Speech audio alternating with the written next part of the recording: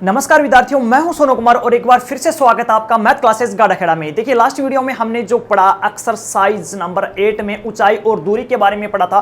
Complete exercise थी जो हमने कंप्लीट कर ली है और आज हम जो पढ़ने वाले हैं क्षेत्रफल और आयतन पढ़ने वाले हैं। बहुत ही इंटरेस्टिंग एक्सरसाइज है, बहुत ही मजेदार एक्सरसाइज है। बस आपको पेशेंस रख के वीडियो को कंप्लीट देखना और हर एक वर्ड को समझना है। अगर फिर भी आपको कहीं भी किसी भी पॉइंट में प्रॉब्लम हो तो आपको करना है एक हल्का सा कॉमेंट, और पीछे की वीडियो में आपको कोई भी प्रॉब्लम हो, पीछे की एक्सरसाइज में कोई भी प्रॉब्लम हो तो आपको क्वेश्चन नंबर विद एक्सरसाइज लगा के आपको करना है कमेंट, आपको आपकी प्रॉब्लम का सॉल्यूशन मिल जाएगा। तो चलिए आपका मैं टाइम न लेते हुए एक्सरसाइज स्टार्ट करूं उससे पहले आप वीडियोस को लाइक शेयर और सब्सक्राइब कर दे। जो स्टूडेंट नए आ रहे हैं वो प्लीज जो चैनल को है वो सब्सक्राइब कर दे और बाजू में लगे हुए बेल आइकन को भी दबा लें ताकि आपको वीडियोस के नए नए अपडेट मिलते रहें। तो चलिए अब हम देख रहे हैं इस एक्सरसाइज को जो क्षेत्रफल और आयतन है। तो देखिए क्षेत्रफल और आयतन हमें क्या बोलता है, क्या समझाता है, किस टाइप के क्वेश्चन आते हैं, क्या क्या पॉइंट होता है, हर एक वर्ड इसका अच्छे से क्लियर होगा, प्रॉमिस करता हूं। अगर आपने इस एक्सरसाइज का हर एक वीडियो देख लिया तो आज के बाद कोई भी क्वेश्चन इससे संबंधित है आपको प्रॉब्लम नहीं खड़ी करेगा आपके सामने। तो चलिए देखते हैं क्या बोलता है। तो सबसे पहले अपने पास वर्ड आता है क्षेत्रफल। तो देखिए क्षेत्रफल के बारे में समझते हैं हम लोग क्या क्षेत्रफल है। तो क्षेत्रफल के बारे में समझने से पहले मैं इसकी परिभाषा लिखता हूं उसके बाद समझाता हूं कि क्या कहना चाहता है क्षेत्रफल। क्षेत्रफल होता क्या है, हर एक चीज क्लियर होगी आपके सामने। क्षेत्रफल की जब बात करते हैं तो इसकी परिभाषा आती है किसी वस्तु या आकृति के द्वारा धरातल पे घेरा गया स्थान। देखिए मैं लिख देता हूं, वैसे आप लोग साथ साथ नोट करते जाइए। क्या बोला कि किसी वस्तु या आकृति, किसी वस्तु या आकृति के द्वारा, किसी वस्तु या आकृति के द्वारा धरातल पर घेरा गया स्थान। देखिए घेरा गया स्थान क्या कहलाता है, क्षेत्रफल कहलाता है। घेरा गया स्थान क्षेत्रफल कहलाता है। डॉट करके आप लोग लिख लेंगे। देखिए मैंने इसको शॉर्ट आउट में लिख दिया क्या कि किसी वस्तु या आकृति के द्वारा धरातल पर घेरा गया स्थान क्षेत्रफल कहलाता है। यहां तक अपना इसकी परिभाषा है वो कंप्लीट हो गई है। अब हम देख लेते हैं कि ये क्षेत्रफल होता क्या है, अच्छे तरीके से समझते हैं। देखिए इसमें अच्छे वर्ड आए हैं।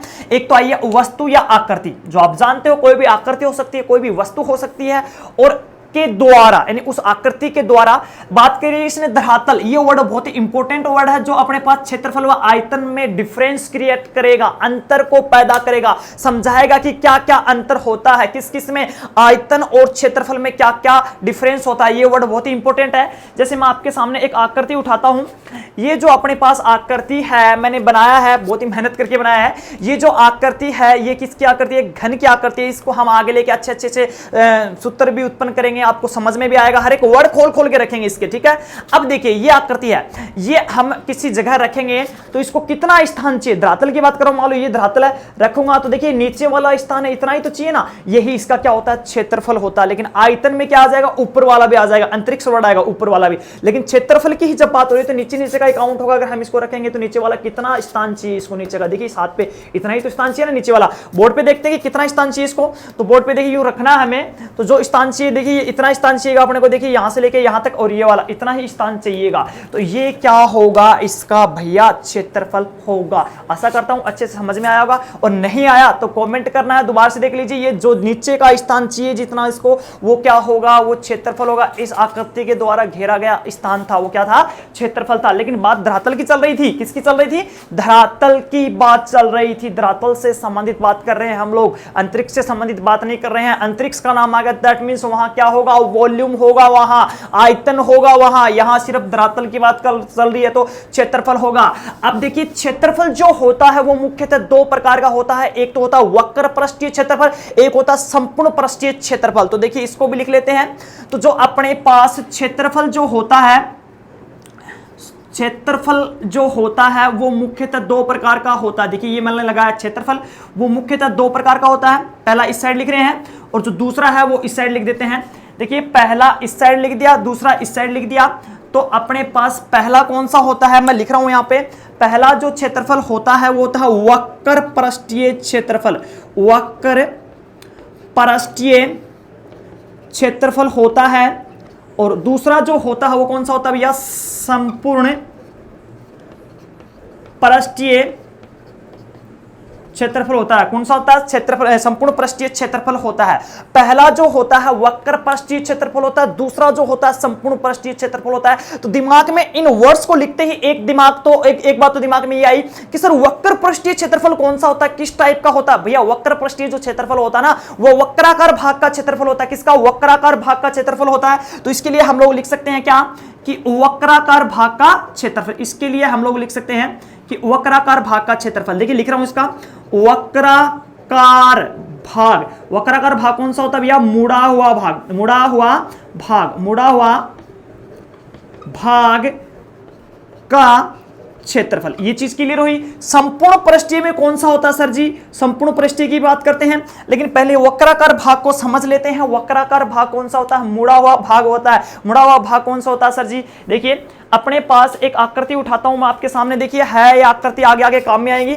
ये देखिए ये आकृति है, ये बेलन की आकृति दिखाई दे रहा है आपको साफ। इस पे मैंने हाथ घुमाया, बिल्कुल सीधा गया, मुड़ा, हाथ मुड़ा क्या, नहीं मुड़ा। इस पे मैंने हाथ घुमाया, मुड़ा, नहीं मुड़ा।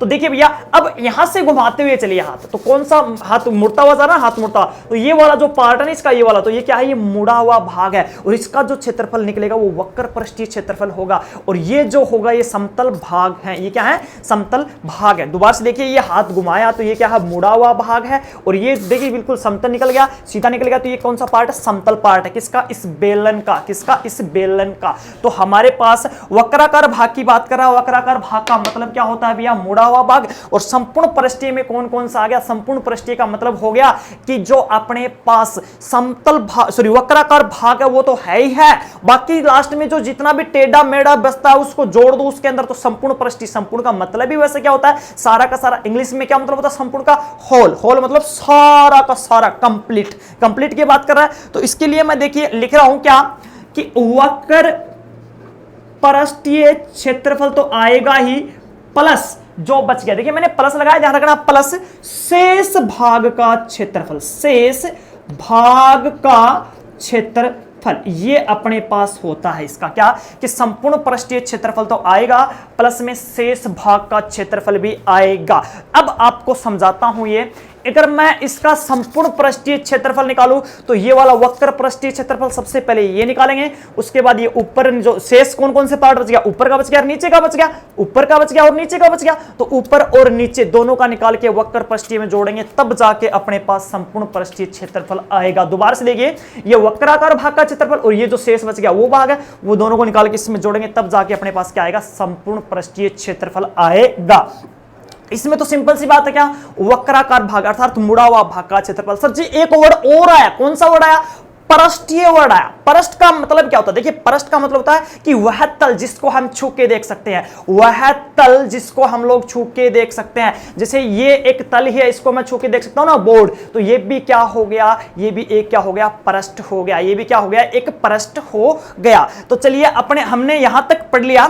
इसी के साथ में कुछ क्षेत्रफल हैं उनको मैं बता देता हूं, लेकिन उससे पहले एक बार रिपीट कर लेते हैं कि हमने क्या क्या पढ़ा है। हमारे पास सबसे पहले परिभाषा आई थी क्षेत्रफल की, जो क्या थी, कि धरातल पर किसी वस्तु के द्वारा घेरा गया स्थान या किसी आकृति के द्वारा घेरा गया स्थान क्या होता है, क्षेत्रफल होता है। और क्षेत्रफल जो होता है मुख्यतः दो प्रकार का होता है, कौन कौन सा, वक्र पृष्ठीय क्षेत्रफल और संपूर्ण पृष्ठीय क्षेत्रफल। वक्र पृष्ठीय कौन सा होता है भैया, वक्र पृष्ठीय होता है, सर जी आपने बताया था, क्या बताया था, वक्राकार भाग का क्षेत्रफल। वक्राकार भाग कौन सा होता है, सर जी मुड़ा हुआ भाग होता है। कौन सा भाग होता है, मुड़ा हुआ भाग होता है, उसका क्षेत्रफल होता है। और जब बात करते हैं संपूर्ण पृष्ठीय क्षेत्रफल की, तो संपूर्ण पृष्ठीय में सारा का सारा आ जाता है, अर्थात वक्राकार भाग का क्षेत्रफल तो सर जी है ही, लेकिन प्लस लगा के क्या आएगा, शेष भाग का क्षेत्रफल भी आएगा। शेष भाग का क्षेत्रफल भी आएगा। यहां तक हमारे पास ये क्षेत्रफल की जो परिभाषाएं हैं वो क्लियर हो जाती हैं। अब देखिए क्षेत्रफल के लिए हमारे पास चार आकृतियां, उनका क्षेत्रफल हमें आना चाहिए। पिछली कक्षाओं में हम लोग पढ़ भी चुके हैं, बहुत छोटे छोटे आकृतियां।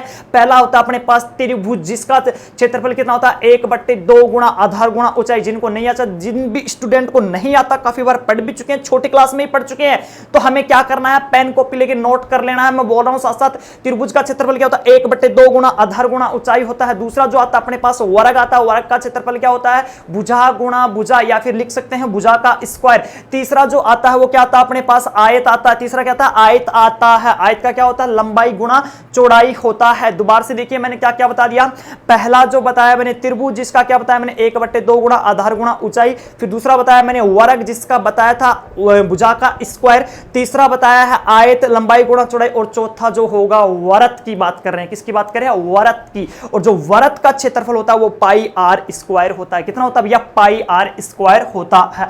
यहां तक अपने पास जो क्षेत्रफल है वो संबंधी सब कुछ क्लियर हो चुका है, हर एक वर्ड क्लियर हो चुका है। फिर भी आपको किसी भी टाइप का कोई डाउट है तो आपको करना है एक हल्का सा कमेंट। चलिए अब बढ़ा लेते हैं इसको थोड़ा सा आगे।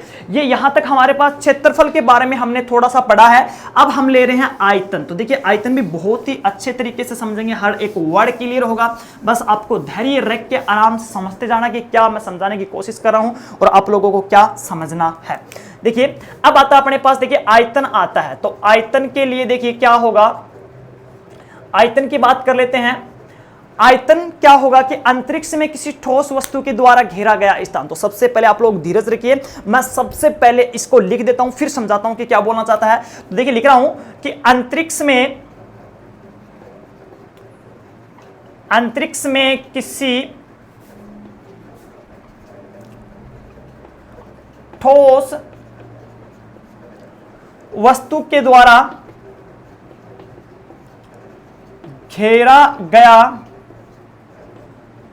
घेरा गया स्थान आयतन कहलाता है। आयतन कहलाता है, डॉट डॉट करके लिख दिया मैंने, आप लोग नोट कर लेंगे कि क्या कहलाता है, आयतन कहलाता है। इस चीज को दोबारा समझिए, इसने क्या बोला कि अंतरिक्ष में, सबसे पहले तो मैं वो जो वर्ड मैंने मार्किंग किया था, इसमें क्या है भैया, इसमें क्या है, अंतरिक्ष है, और उसमें क्या था भैया, धरातल था, यानी कि उसमें नीचे नीचे का देखना था। अब हम लोग वही आकृति उठाते हैं। तो देखिए अंतरिक्ष में किसी ठोस वस्तु के द्वारा घेरा गया स्थान। तो देखिए ये अपने पास कोई वस्तु है, इसको मैंने यहां रख दिया। जो नीचे नीचे का कितना एरिया घेरेगा वो तो किससे संबंधित था, क्षेत्र से संबंधित था, इसीलिए तो उसका नाम धरातल से आया था, इसीलिए तो उसका नाम धरातल से संबंधित था। लेकिन जब बात आई अंतरिक्ष की जब बात आई तो ऊपर भी चलेंगे, साइड में भी चलेंगे, इस साइड भी चलेंगे। यानी कि इसको मैंने रखा, नीचे का स्थान तो घेरा, ऊपर कितना ऊंचाई तक जा रहा है, ये भी तो स्थान घेरा ना, ये सारा का सारा स्थान कितना घेर रखा। जैसे मैं सामने खड़ा हूं, मेरे पंजे टिक रहे हैं ना, वो तो क्षेत्रफल है, लेकिन मैंने ऊपर भी तो जगह घेर रखी है ना वातावरण में। या फिर अंतरिक्ष की बात कर रहे हैं, मेरे हाथों ने भी जगह घेर रखी है, मेरे सर ने भी घेर रखी है, यहां से लेके खाली एरिया भी है, तो उन खाली एरिया तो काउंट होगा नहीं। मेरी बॉडी की बात कर रहा हूं मैं पूरी की, कितना आयतन कहता है, वो सारा का सारा क्या होगा, आयतन होगा। वो क्या होगा, आयतन होगा। तो आप लोगों को आयतन और क्षेत्रफल में अंतर समझ में आ गया होगा। क्षेत्रफल की बात करेंगे तो कितना टिकता है नीचे, उसकी बात कर रहा है, और जब जब क्षेत्रफल की बात करता है तो कितना टिकता है वो एरिया आएगा। और जब हम लोग आयतन की बात करेंगे तो ये नीचे नीचे का नहीं होगा काउंट, ऊपर का भी होगा सारा। अंतरिक्ष की बातें कर रहा, धरातल की बातें नहीं कर रहा, अंतरिक्ष की बातें कर रहा। यही मैं चीजें समझाना चाहता था कि इसमें जो वर्ड आता है वो अंतरिक्ष है, उसमें जो डिफरेंस क्रिएट करता है वो धरातल है, यानी कि धरती के तल पर वो उससे संबंधित इसको अंतर पैदा करता है। अब देखिए यहां तक अपने पास इसकी परिभाषा आ गई, लेकिन एक दो एग्जाम्पल टाइप भी परिभाषा होते हैं, वो भी हम लोग लिख ही लेते हैं, तो उनको भी समझना कि क्या कहना चाहता हूं उनके द्वारा। चलिए यहां सबसे पहले मैं एक इसका यूनिक जो फॉर्मूला वो लिख देता हूं। इस यानी कि आयतन हम लोग निकालेंगे, उस जो इसी सूत्र से निकलेगा, किसी भी आकृति का आप लोग आयतन निकाल लेना। आयतन बराबर क्या होता है भैया, आधार का क्षेत्रफल। देखिए आधार का क्षेत्रफल और गुणा में क्या होगा, ऊंचाई होगा। क्या होगा, गुणा में ऊंचाई होगा। ये जो अपने पास फॉर्मूला बन गया, यूनिक फॉर्मूला बन गया, किसका, आयतन का यूनिक फॉर्मूला बन चुका है अपने पास ये।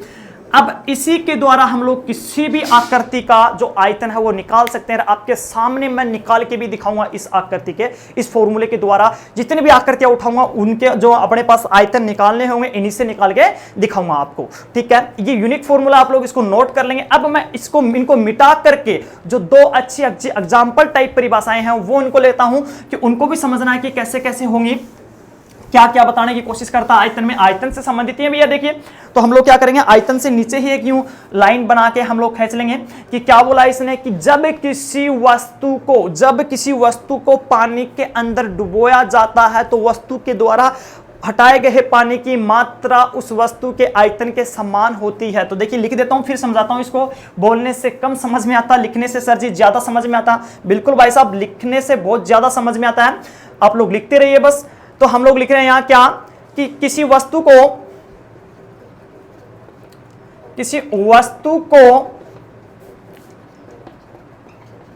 पानी में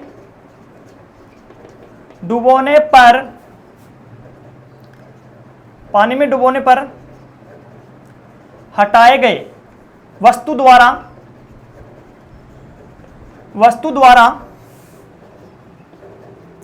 हटाए गए पानी की मात्रा वस्तु द्वारा हटाए गए पानी की मात्रा उस वस्तु के आयतन के समान होती है, बराबर होती है। ये अपने पास एक परिभाषा थी। और एक और एग्जांपल टाइप है, वो भी समझ लेते हैं कि अपने पास जो कोई पात्र होता है उसमें भरे जाने वाले द्रव पदार्थ की मात्रा, तरल पदार्थ की मात्रा ही आयतन होती है। तो इसके लिए भी लिख लेते हैं क्या कि किसी पात्र में भरे जाने वाले द्रव पदार्थ या फिर तरल पदार्थ लिख देते हैं भैया, एक ही बात है, तरल पदार्थ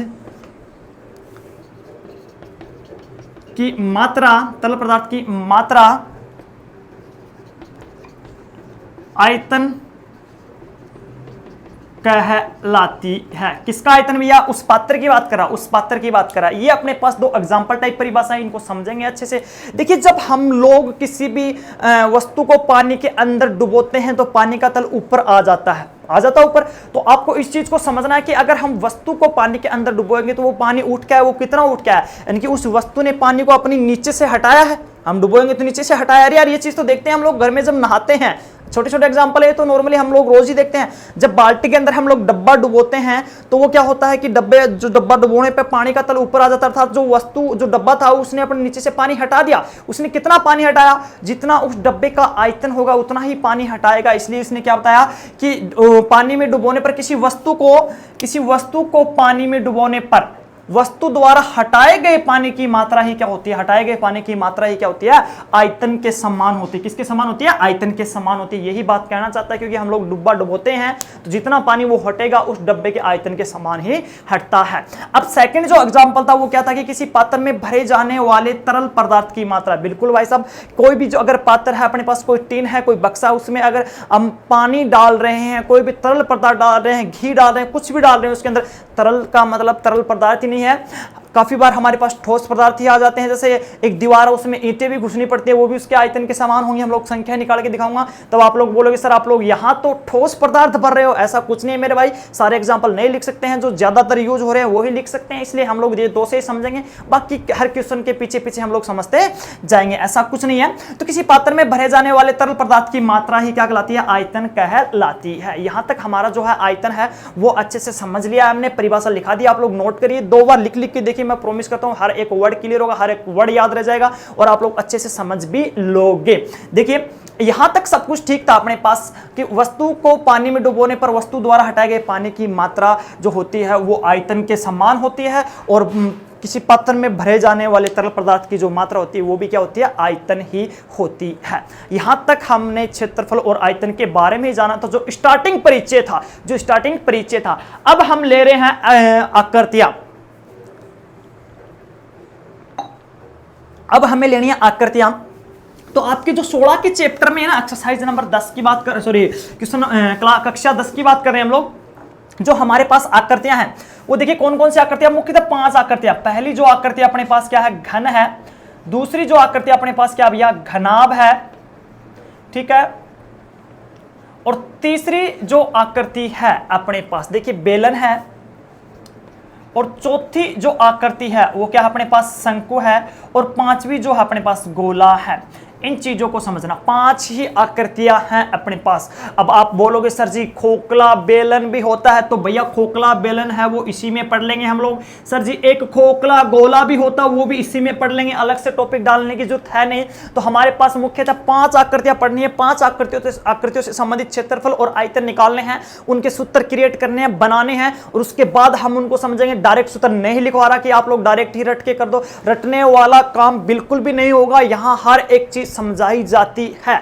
चलिए, अगर आपको फिर भी कोई भी पॉइंट रह जाता है समझने में, तो आप लोग एक बार पूछे, 1000 बार पूछे, पूछने की चीज है, बार बार पूछे, कोई प्रॉब्लम नहीं है। आप यहां पे आपको कमेंट करके पूछ सकते हो, कॉल करके पूछ सकते हो, व्हाट्सएप करके पूछ सकते हो, आपको सारी सुविधाएं दी जा रही है। बस आपको पूछना है, क्वेश्चन पूछना है, फालतू की बकवासें नहीं करनी है, ठीक है ना। कुछ स्टूडेंट हैं नंबर देती है फालतू की बकवास करने लग जाते हैं, ऐसा नहीं होना चाहिए। चलिए आगे बढ़ा लेते हैं। हम पहला ही टॉपिक उठा रहे, हम लोग घन की बात करते हैं। पहला जो टॉपिक है अपने पास घन है। तो सबसे पहले तो हम लोग घन की जब बात करते हैं तो हमारे दिमाग में ये आता कि कैसा होगा सर जी ये कैसा होगा घन। तो मैं आपको सबसे पहले इसकी आकृति बना के दिखाता हूं, फिर जो मैंने खुद बनाई है, प्रैक्टिकली आकृति बनाई है, वो भी दिखाऊंगा। तो सबसे पहले मैंने इसके लिए लिया एक वर्ग, ठीक है, ये लिया मैंने इसके लिए एक वर्ग छोटा सा, ठीक है, ये लिया हमने इसके लिए एक वर्ग। तो ये वर्ग है और एक दूसरा वर्ग और लिया है, और इनसे जो मैंने ये भुजाएं मिला देंगे, इसका एक कोना इसके शीर्ष से मिला देंगे, ये वाला शीर्ष इसके शीर्ष से मिला देंगे, तो हमारे पास जो आकृति बनेगी वो क्या बनेगी, घन बनेगी। क्या बन गई अपने पास, एक घन बन गई। हो सकता है कि बोर्ड पे थोड़ा टेढ़ा मेढ़ा बन गया हो, लेकिन अगर आपको मैं रियल में जो आकृति होती है वो दिखाता हूं, तो वो देखिए ये रही, ऐसी ही आकृति है। तो सबसे पहला जो पॉइंट आता है कि सर जी इसमें कितने पृष्ठ होते हैं, तो आप लोग देख सकते हो 1 2 3 और अपने पास ये लास्ट वाला क्या, 4, जो मेरी साइड है ना इस साइड 4, ये 4 तो साइड होगी इसकी, और एक ये रहा 5 और ये 6। या फिर आप जिस कमरे में बैठे उस कमरे को भी देख सकते हो कि 4 तो दीवार होती हैं, एक छत होती है, एक तल होता है। टोटल कितने पृष्ठ हो गए, तो अपने पास टोटल पृष्ठ हो जाते हैं 6 पृष्ठ हो जाते हैं। अब इसमें पहला जो पॉइंट आता है कि सर जी इसका जो पृष्ठ होता है वो कैसी आकृति का होता है, तो भैया इसका जो पृष्ठ होता है वो कैसा होता है, वर्गाकार होता है। सर जी वर्गाकार क्यों होता है, अरे यार अभी तो बनाया हमने घन, क्या लेके बनाया था, स्टार्टिंग का पहला पृष्ठ क्या लिया था, हमने वर्ग लिया था। हमने क्या लिया था, वर्ग लिया था। तो प्रत्येक पृष्ठ इसका कैसा होता है, वर्गाकार होता है। तो मैं इसमें पहला पॉइंट लिखना स्टार्ट करता हूं, क्या कि घन का जो प्रत्येक पृष्ठ है, देखिए भैया घन का प्रत्येक पृष्ठ, घन का प्रत्येक पृष्ठ बराबर कैसा होता है, वर्गाकार होता है। कैसा होता है, वर्गाकार होता है। कैसा होता है, वर्गाकार होता है। यहां तक भी सब कुछ क्लियर है कि घन का जो प्रत्येक पृष्ठ होता है वो कैसा होता है, वर्गाकार होता है। जब सेकंड पॉइंट की बात करते हैं कि घन का जो वक्र पृष्ठीय क्षेत्रफल होता है, देखिए लिख रहा हूं मैं, घन का वक्र पृष्ठीय जो क्षेत्रफल होता है वो कितना होता है भैया, वो 0 होता है। अब बात करते हैं कि ये जो वक्र पृष्ठीय क्षेत्रफल होता है वो 0 क्यों होता है। देखिए मैंने वक्र पृष्ठ से क्या बताया था कि वक्राकार भाग का क्षेत्रफल, और इसमें आपको कोई भी जो पॉइंट है जो वक्राकार भाग दिखाई दे रहा है, ये देखिए बिल्कुल सीधा निकल गया हाथ, यहां से खींचा मैंने बिल्कुल सीधा निकल गया, यहां से खींचा सीधा निकल गया, यहां से खींचा सीधा निकल गया। यानी कि प्रत्येक पृष्ठ जो है इसमें घन में समतल पृष्ठ है, अर्थात वक्राकार भाग उपस्थित ही नहीं है, और वक्राकार भाग उपस्थित नहीं है तो उसका जो क्षेत्रफल होगा वो क्या होगा भैया, शून्य होगा, 0 होगा, शून्य होगा। ये चीज समझ में आई होगी, आपको रटने की आवश्यकता है नहीं, प्रैक्टिकली समझा भी रहा हूं। देखिए आप लोग देख भी सकते हो कि उसमें वक्राकार भाग है ही नहीं, मुड़ा हुआ भाग है ही नहीं, उपस्थिति नहीं है, तो क्या होगा, शून्य होगा। अब तीसरे का जो पॉइंट आता है वो आता है इसका संपूर्ण पृष्ठीय क्षेत्रफल। क्या आता है, घन का संपूर्ण पृष्ठीय क्षेत्रफल। घन का संपूर्ण पृष्ठीय क्षेत्रफल की बात कर लेते हैं, वो कितना होता है भैया, 6 × a का स्क्वायर होता है, या फिर हम लोग a क्या होती है, भुजा होती है, 6 × भुजा का स्क्वायर, 6 × भुजा का स्क्वायर ये होता है। देखिए अब हम लोग इसके लिए समझते हैं कि ये 6 क्यों होता है। तो इसमें देखिए ये वाली जो भुजा थी मान लीजिए a थी, और ये पहला जो पृष्ठ है वो क्या है, वर्गाकार है। पहला क्यों, प्रत्येक पृष्ठ ही वर्गाकार होता है, तो ये भी क्या होगा, a ही होगा। तो a ही होगा, इस पहले पृष्ठ का जो क्षेत्रफल होता है वो a² होता है। a² क्या होता है, भुजा का स्क्वायर। वर्ग का मैंने बताया था ना, क्योंकि वो चारों जो फॉर्मूले बताए थे क्षेत्रफल के वो काम में आएंगे।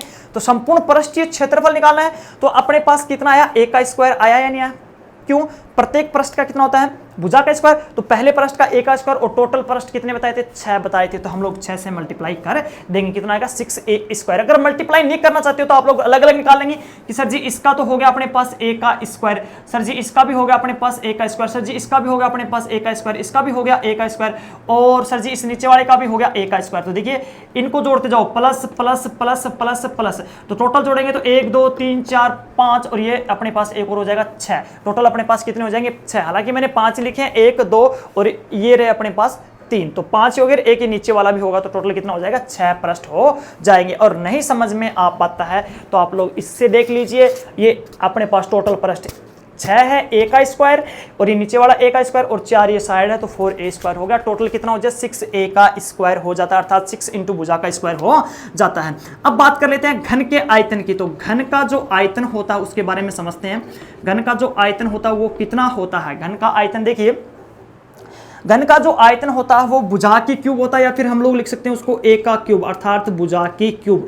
ये कैसे होता है सर जी, आपने बताया था अगर हम लोग घन का आयतन हो चाहे किसी भी चीज का आयतन हो, अगर हम लोग आयतन निकालेंगे तो हमारे पास एक यूनिक फॉर्मूला दिया था आपने, वो फॉर्मूला दिया था क्या कि आधार का क्षेत्रफल और गुणा में ऊंचाई। तो देखिए ये अपने पास एक घन था, इसका जो आधार है वो कैसा, देखिए यही तो आधार, इसका जो आधार है वो क्या है, वर्गाकार है, और वर्ग का क्षेत्रफल कितना होता है a का स्क्वायर। ये तो हो गया आधार का क्षेत्रफल, और गुणा में ऊंचाई, ऊंचाई जो यहां से लेके यहां तक, जो ये वाली साइड की बात कर रहा हूं मैं, ये वाली साइड होगी वो कितनी होगी a ही होगी, तो मल्टीप्लाई a, तो टोटल मल्टीप्लाई होगी कितना हो जाता है a का क्यूब। दोबारा से देखिए आधार का क्षेत्रफल है, इसका आधार कितना भैया a का स्क्वायर, देखिए ये आधार वर्गाकार है तो इसका क्षेत्रफल जो होगा वो कितना होगा a का स्क्वायर होगा, a का स्क्वायर होगा, और जो ये मल्टीप्लाई होगा a, तो टोटल मेरे कितना हो जाता है a का क्यूब हो जाता है। तो ये अपने पास इसका आयतन भी आ जाता है। और अपने पास इसमें एक लास्ट चीज जो बचती है वो कौन सी है अपने पास, वो है विकिरण। घन का विकिरण, घन का विकिरण, जो घन का विकिरण होता है वो कितना होता है a√3 होता है। ये देखिए सारे के सारे चारों 5 के 5 पॉइंट है, ये घन से संबंधित है, बहुत ही इंपॉर्टेंट पॉइंट रहने वाले हैं और इन्हीं से संबंधित हमारे पास क्वेश्चन आने वाले हैं। हर एक क्वेश्चन आपके सामने क्लियर होगा, बस आराम से आपको देख के वीडियो को ये जो पॉइंट सारे के सारे नोट करने, एक दो बार आपको बगैर देखे लिखने हैं। अगर बगैर देखे नहीं लिख पाते हो तब तक आप लोग इसको देख देख के लिखें, और अच्छे से जब याद हो जाता है उसके बाद हम लोग एक्सरसाइज स्टार्ट कर देंगे। लेकिन अभी तो हमारा परिचय कम से कम 2 दिन चलेगा, 2 या 3 वीडियो परिचय के ही होंगे। ये हमारे पास कंप्लीट हो जाता है घन, ये कंप्लीट हो जाता है अपने पास घन। इसी प्रकार से हम लोग लेते हैं घनाभ, इसी प्रकार से हम लोग लेते हैं घनाभ। इसी प्रकार से हमारे पास होगा, देखिए घनाभ, तो घनाभ की बात भी कर लेते हैं हम लोग, ये कैसे होगा घनाभ। सेकंड जो टॉपिक उठाया मैंने, घनाभ उठाया, घनाभ। तो अपने पास क्या होगा घनाभ, घनाभ की बात कर लेते हैं। तो घनाभ की आकृति कैसे बनेगी, तो घनाभ की आकृति बनाने के लिए सबसे पहले मैंने उठाया एक आयत। तो भैया ये ले लिया हमने, सबसे पहले क्या ले लिया, एक आयत। ये था अपने पास एक आयत ले लिया, ठीक है। ये हमने सबसे पहले क्या लिया, एक आयत ले लिया, और एक और आयत ले लिया।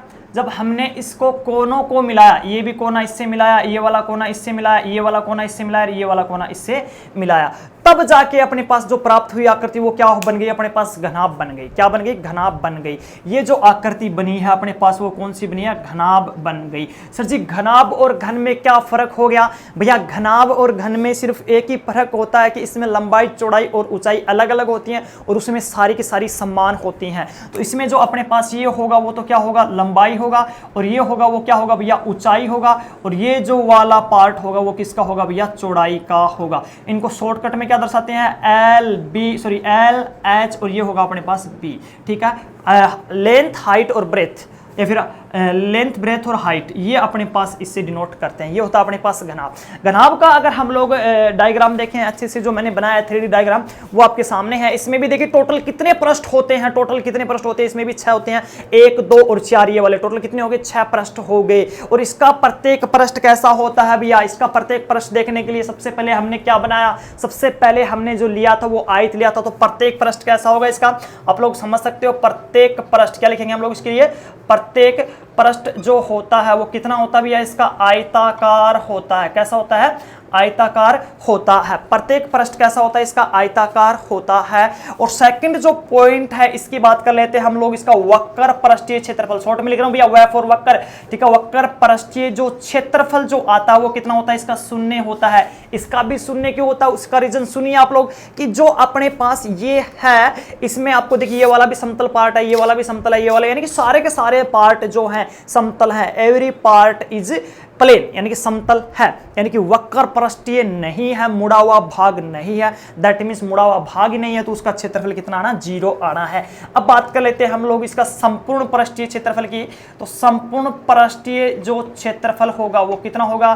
2 इंटू लंबाई गुणा चौड़ाई प्लस चौड़ाई गुणा ऊंचाई और प्लस ऊंचाई गुणा लंबाई, ये होगा अपने पास। देखिए 2 गुणा लंबाई, लंबाई गुणा चौड़ाई, चौड़ाई गुणा ऊंचाई, ऊंचाई गुणा लंबाई, ये होगा अपने पास, ठीक है। और इसका जो आयतन है, इन दोनों को समझाऊंगा, 2 सेकंड के लिए रुक जाओ। और इसका जो आयतन होता है वो भी क्या होता है? आयतन के लिए क्या होगा? देखिए लंबाई गुणा चौड़ाई गुणा ऊंचाई, ये दोनों की दोनों चीजें लिख दी हमने, लेकिन इसको समझना बाकी रह गया। तो हम लोग इसको सबसे पहले समझेंगे कि सर जी संपूर्ण पृष्ठीय क्षेत्रफल का जो सूत्र है ना वो बड़ा सूत्र है, हम लोग कैसे याद कर सकते हैं? देखिए याद कैसे कर सकते हैं, आपको ट्रिक देता हूं हल्की सी। ये अपने पास है 2 दिन खातिर लखू चौधरी चोखो ऊट उधारो लायो, ये ऊ है भैया, ऊ फॉर ऊंचाई, लेकिन आपके लिए ट्रिक के लिए उधारो लायो। दोबारा से देखिए क्या बोला, बताया मैंने, 2 दिन खातिर लखू चौधरी चोखो ऊट उधारो लायो, ये अपने पास इसका ट्रिक होगा। अगर आपको बनाने में प्रॉब्लम है तो हम लोग लिखेंगे, देखिए लिख के दिखाता हूं, 2 दिन खातिर लखू चौधरी चोखो ऊट उधारो लायो, ये अपने पास बन गया। लेकिन इसमें चिन्ह की प्रॉब्लम आ गई तो क्या लगाएंगे? गुणा प्लस और ये गुणा, ये अपने पास बन गया इसका टोटल फॉर्मूला। यानी कि गुणा प्लस करते हुए हम लोग इसके अंदर साइन लगा देंगे और हमारे पास फॉर्मूला बन जाएगा। आयतन की जब बात आती है तो सिंपल सा लखू चौधरी का ऊट, और जो साइन चलेंगे वो चलेंगे गुणा के इसके बीच में, ठीक है। ये अपने पास आयतन भी हो जाता है। ये क्या हो जाता है? अपने पास आयतन भी हो जाता है। 4 चीजें हो चुकी हैं, लेकिन इस